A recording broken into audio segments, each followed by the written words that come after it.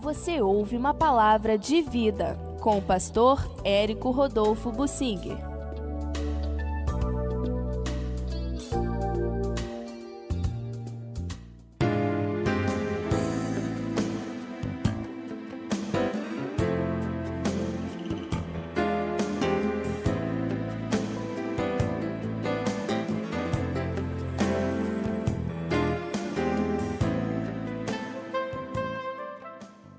A prontidão no obedecer é marca característica ou significativa da fé como sendo verdadeira. Existem pessoas que creem, mas não obedecem. Diz-se que o diabo também crê. Ele crê e até estremece, ele só não obedece. O diabo é astuto. E ele induz crentes também a agirem da mesma forma. A pessoa diz, não, eu creio, eu estou seguro. Só que não faz nada em consequência de crer. A pessoa sabe que Jesus está prestes a voltar, mas não muda a sua vida. A pessoa crê naquilo que Deus está dizendo, mas não age de acordo, continua vivendo da mesma maneira. Isso, para mim, é característica de uma fé sem obras, uma fé que é morta. A pessoa não vai poder alegar que não tinha fé. Deus deu essa fé. E Efésios 2, 8 e 9, mostrando que essa fé é dada por Deus, não vem de nós. Essa fé salvadora é dada principalmente quando a gente ouve a palavra. Romanos, no capítulo 10. A fé vem pelo ouvir a pregação da palavra. É um dom de Deus que é dado quando se ouve a pregação. Mas a maioria dos crentes já se tornou uma massa de ouvintes esquecediços. Eles ouvem, mas não fazem nada com relação àquilo que ouviram. Eles sempre creem e deixam para depois, e acham que mais tarde, em ocasião mais oportuna, eles vão fazer alguma coisa de acordo com aquilo que eles creem. Mas na hora estão crendo, completamente crendo, só que não fazem nada. Isto, para mim, é marca de uma fé morta que não vai trazer salvação. Mas vamos focalizar um exemplo. O Atos, capítulo 10, traz a história do Cornélio. O Pedro, se antecipando ao Saulo de Tarso, o Pedro foi enviado para os gentios. Nessa época, nós imaginamos que a igreja em Jerusalém estava passando por grandes transformações. Os apóstolos estavam sendo enviados para vários lugares. Um deles foi morto, o Tiago, e não foi reposto. O Judas foi reposto pelo Matias, mas o Tiago, irmão de João, morreu e não foi reposto. Logo depois outros foram enviados para outros lugares, um para o norte da África, outro para a Índia. A história prossegue falando desses apóstolos que foram para outros lugares. A Bíblia dá uma certa cobertura a Pedro, que foi para a região do litoral, Jope e aquela região dali, Lida, Sarona e depois Cesareia, a região do litoral. Mais tarde nós vemos Pedro em Roma, mas ele aparentemente então já não era mais o líder da igreja em Jerusalém. O Tiago, irmão carnal de Jesus, já tinha assumido aquela função e já era um líder centralizador, um líder autoritário e inconteste.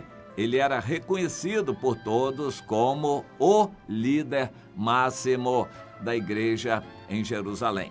Até Paulo dava honra para ele nessa função.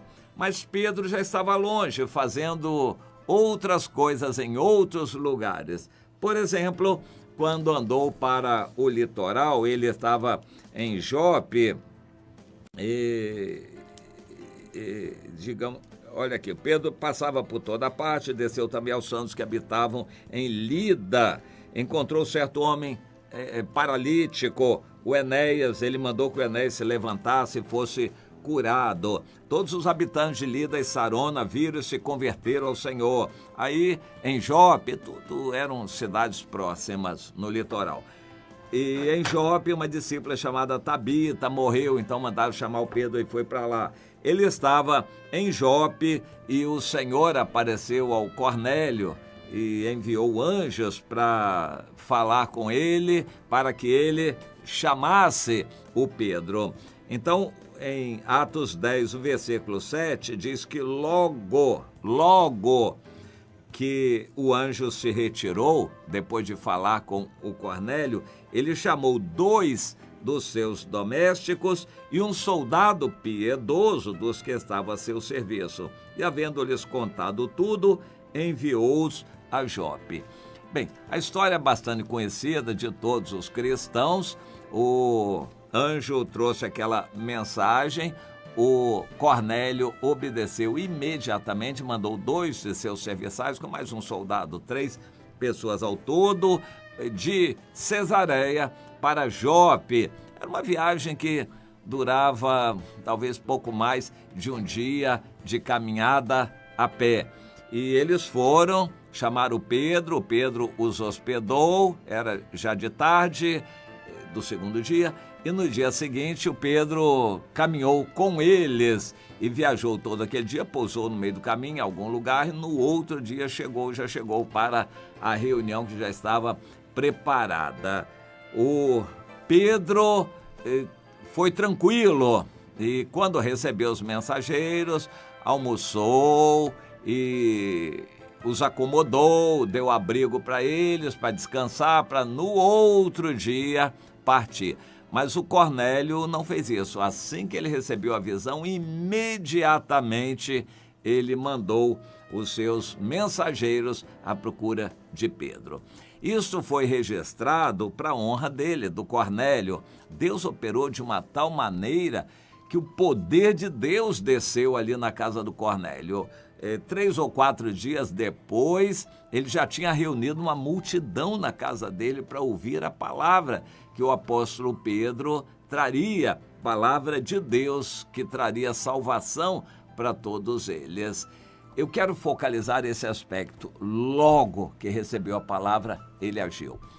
Eu ouvi de uma história no Ceará, região do Nordeste, onde costuma de vez em quando dar uma seca prolongada, que a seca já durava muito tempo, e a igreja foi convocada para ir orar, para pedir a Deus chuva.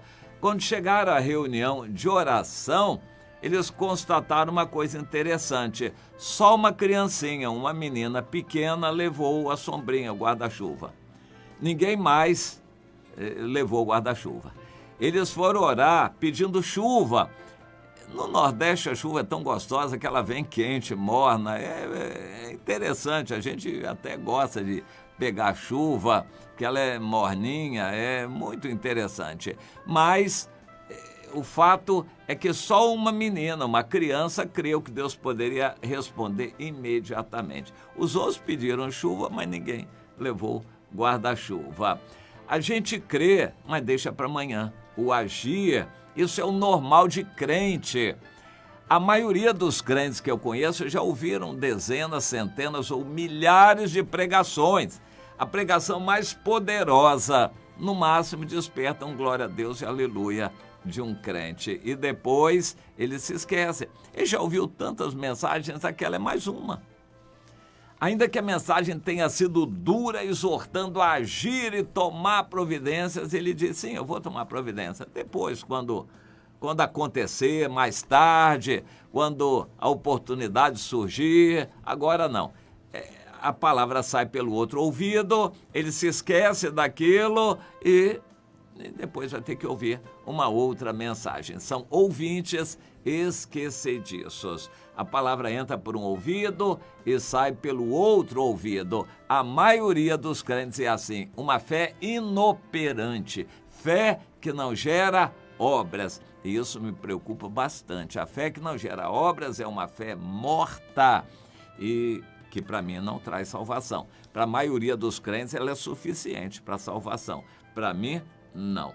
A fé que não tem obras é morta. As obras se manifestam imediatamente. Quando alguém crê e recebe uma palavra de Deus, imediatamente parte para a ação. Mas a maioria dos crentes não faz isso. Eles deixam para depois. Não precisa ter pressa, depois a gente vai ver, mais tarde, em outra ocasião. Daqui por diante, eu creio sim, é uma palavra boa de Deus, mas quando for o caso, a gente vai agir de acordo com ela. Não é isso que Deus quer. Se você ouve a palavra, é agora ou nunca que você vai agir. Se você não agir agora, é sinal de que não vai agir nunca. A fé precisa se manifestar imediatamente. E como ela se manifesta? Em obras. A fé que não tem obras imediatas vai esfriar. Isto eu estou afirmando. O que a Bíblia diz é que a fé sem obras é morta. Eu digo, a fé sem obras imediatas, ela vai se esfriar e vai acabar morrendo. Então, procure entender isto. Se você ouve uma palavra agora e sabe que é de Deus, é agora que você tem que tomar a decisão, não é depois. Você é um crente do agora ou do depois? Responda para Deus.